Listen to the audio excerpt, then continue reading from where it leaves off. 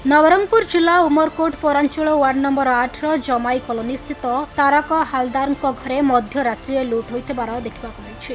राति अधरे मुहरे कला कपड़ा बांधी कबाट भांगिबा सह तारकंकु फारसारे आक्रमण करथिले।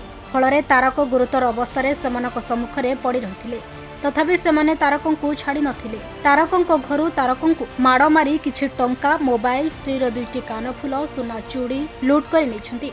डकायती माड़े तारकंक मुंड फाटी जाइछि एवं से गुरुतर अवस्था उपखंड चिकित्सालय चिकित्सित होते। तेबे घटना विषय पुलिस खबर पाई विलंबित रात्रि में घटनास्थल में पहुंची तदंत आरंभ करथिला। तारक निजे यह प्रकाश करिसेंती। तेबे अन्यपटे उमरकोट अंचल में चोरी संख्या बढ़िबार लागिछि। तेणु स्थानीय अंचल में जन असंतोष बढ़ी चलिछि।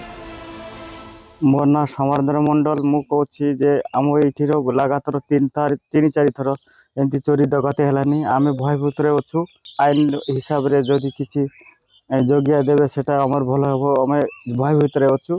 आमर भल थी आम भय अच्छी डर अच्छी जदि आसबे से भल हम आज ये भितर चोरी है जन को मारिकी पैसा पत्र मोबाइल जहाँ थिला सब नहीं गलानी आरी मारी हॉस्पिटल भर्ती गलानी सीरियस अवस्था रे अछि। नवरंगपुर अनिल प्रभात भत्रांग रिपोर्ट खबर ओडिशा।